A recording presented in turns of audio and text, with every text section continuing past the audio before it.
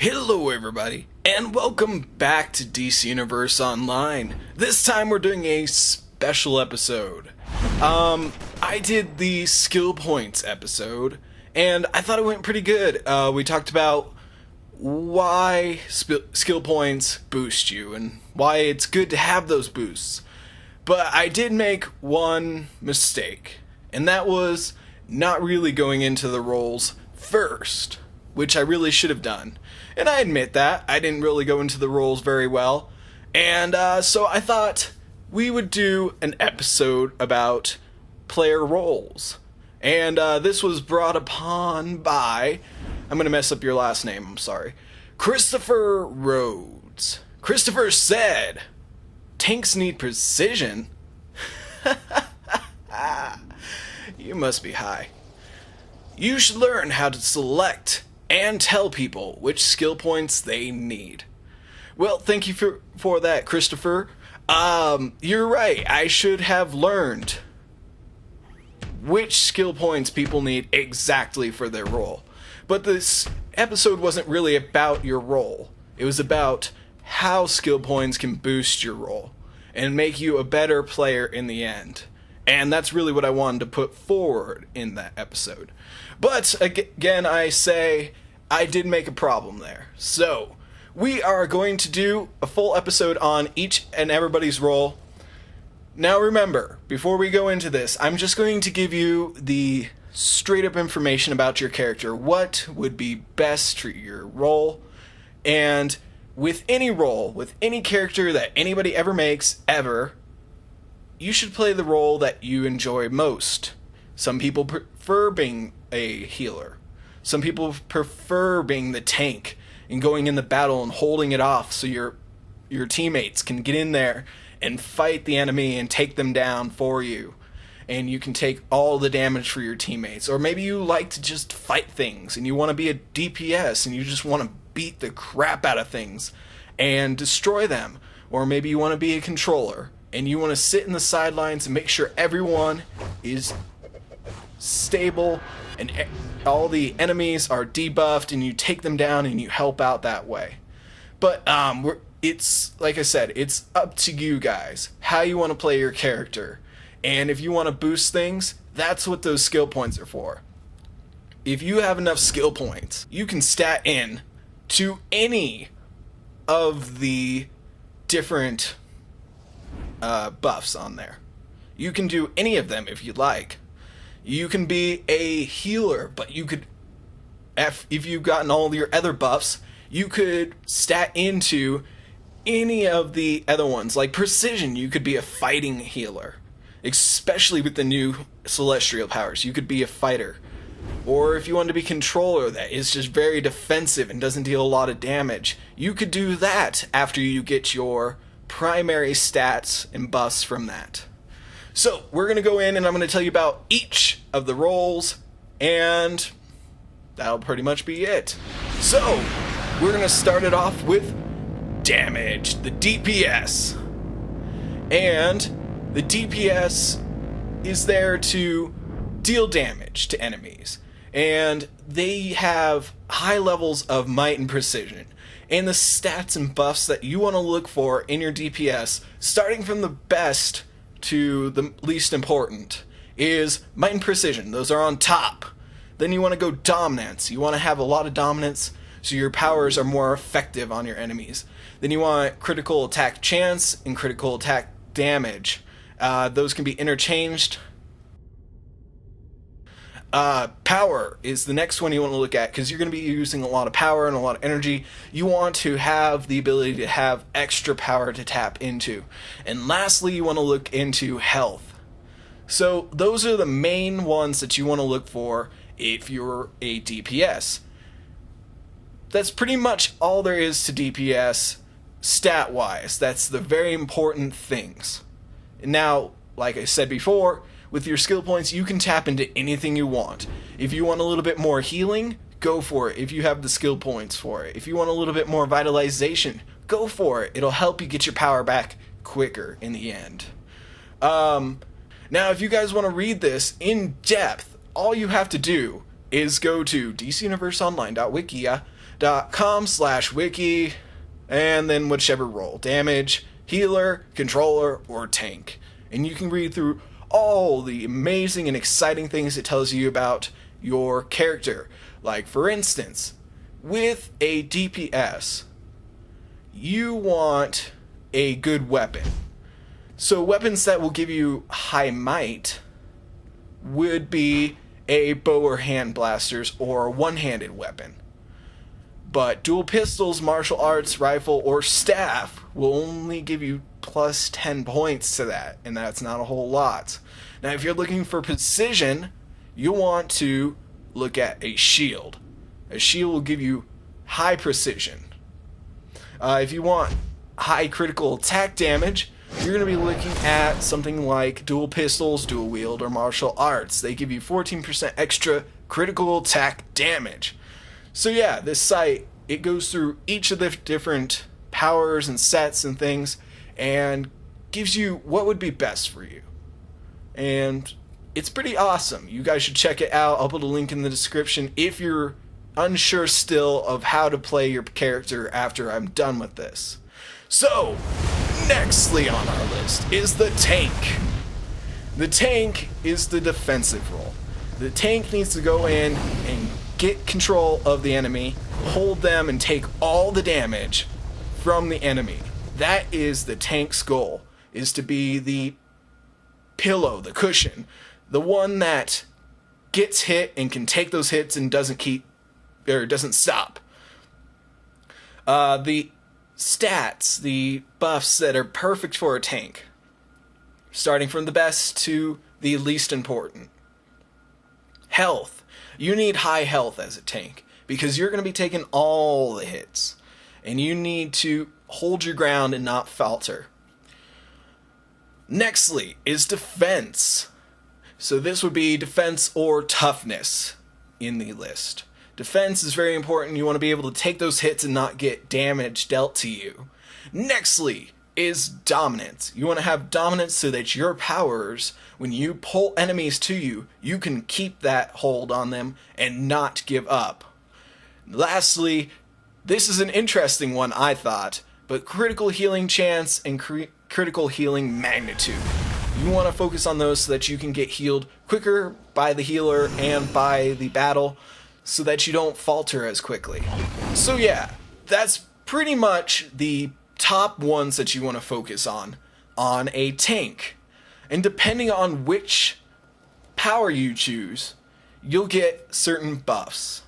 Like being an earth tank, it grants you 25% damage absorption. And this is increased by your defense and toughness. Fire tanking, if you want to be a fire tank, your character's health is increased by 60%. And healing and stuff is increased by 80%. So, that's pretty awesome if you want to be a fire tank. And that's what I've heard before too, especially from league members and things on my on Shadow Justice's league. They tell me that fire tanking, you are able to take a lot more damage and it's a lot easier to be healed by the healer. So that might be a good one to look into. But of course, it is always up to you which one you want to play at any time. In your weapons, your movement and things, that's all up to you. What feels good to you. And once you get your standard buffs, it's good to find things that are interesting to you. Like I said, precision or healing or might, any of those, whichever seems the best to you. Nextly on our list is the healer. Now, the healing role is to keep your teammates alive. You want to get healing out to all of them, and that's your most important job. That is your job, is to heal your teammates and not let anybody die. Now, of course, the healer can't do this without a controller. That will be our last one on the list, is a controller. But things like solders and having certain buffs will help you get your power back quicker and that's what's really important. And the stats, the buffs that are most important to a healer, are restoration, that's number 1, and then we'll go down, of course. Critical healing chance, critical healing magnitude, power, and health. I personally think power should be a little bit higher on there because you do have to use your power a lot to keep your teammate alive, but that is a personal choice of which ones you need. And of course, depending on which power you choose, you may go for the Celestial Tree. And the Celestial Tree allows you to do a bit more of combat, deal a lot more damage, and the power combinations allow you to get power back quicker. They help you get that power back quicker, which is really, really good. And weapons for a healer.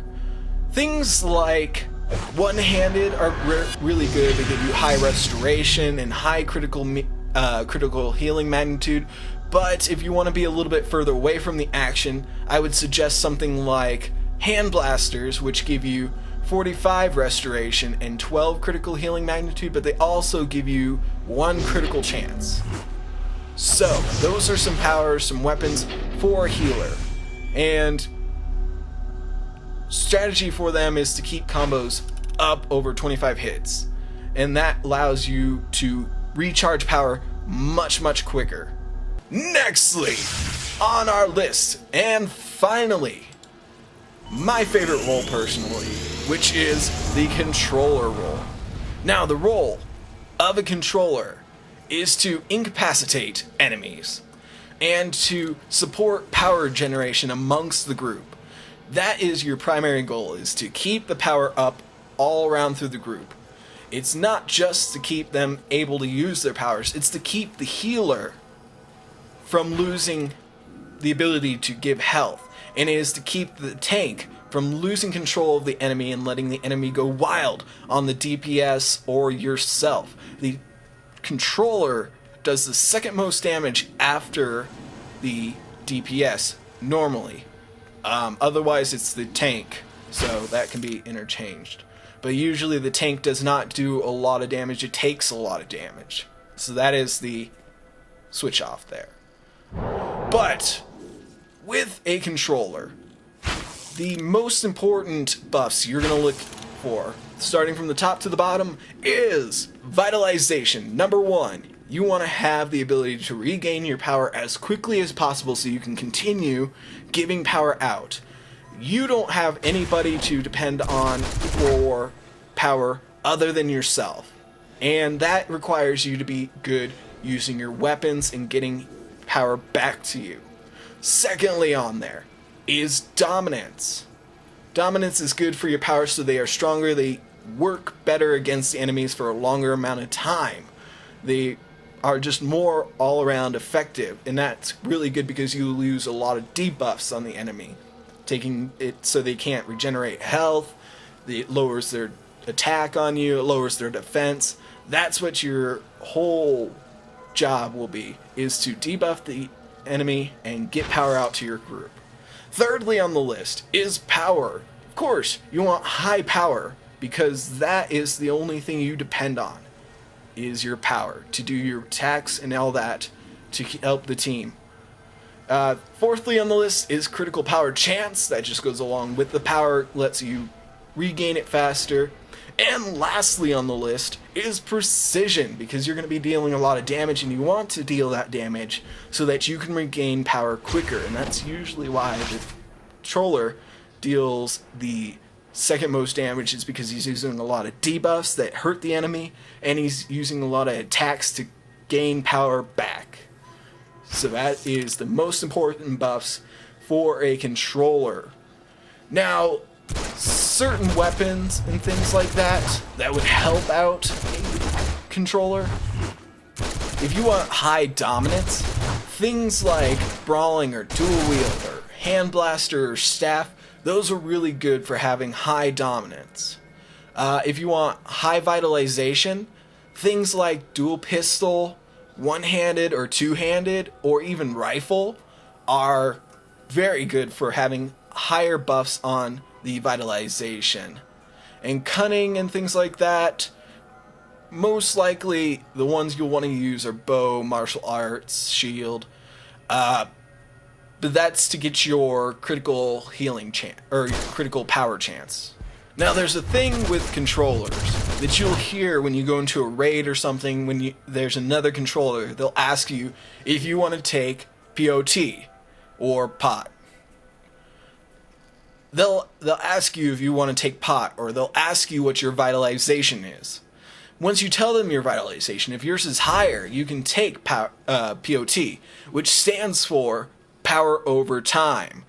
The way you do power over time, let's say you're a gadgets controller, like I am. You will use either taser pole or sticky bomb, and those will do power over time to your teammates. Then there's also burst power. That's when you do a large amount of power to certain people, the lowest energized members on your team. And usually, if you're a gadgets controller, you'll use defibrillator. Or on the flip side, if you're a mental controller, things that you want to use to get power over time is telekinesis or terror tendrils. And to get your burst power, you want to use psychic empowerment. And that's really important to the controller. And just a tip for controllers, there's a lot of people that I see that do spamming of their power overtime, and that hurts you. You have to wait longer if you do that than if you wait for the moment when you can. And I'll show you some video here of me as Shadow Justice. And if you watch, you'll see that as I'm losing power, I'll suddenly get a burst of power and I'll get most of my powers back on there. That's when it's okay for you to throw your power overtime again, is when you get that sudden burst, and you have to kind of learn how your character works. And that's really important to being a good player and using your role. And that's why it's good to explore each of the roles. Otherwise, you may get stuck with the role that you don't like, but you get good at it, but you don't like that role. So it's good to take a look at different roles. And, of course, like I said at the very beginning of this episode, how you play your character is completely up to you. What buffs you choose are completely up to you.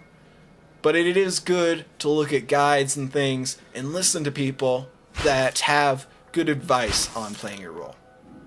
So, that pretty much wraps it up for roles, as far as I'm going to go. I'm not going to go really deep on how to play a role, because like I said, it's up to you. You need to figure out what's best for you. But thank you, Christopher, for giving me that little inspiration to do a role episode.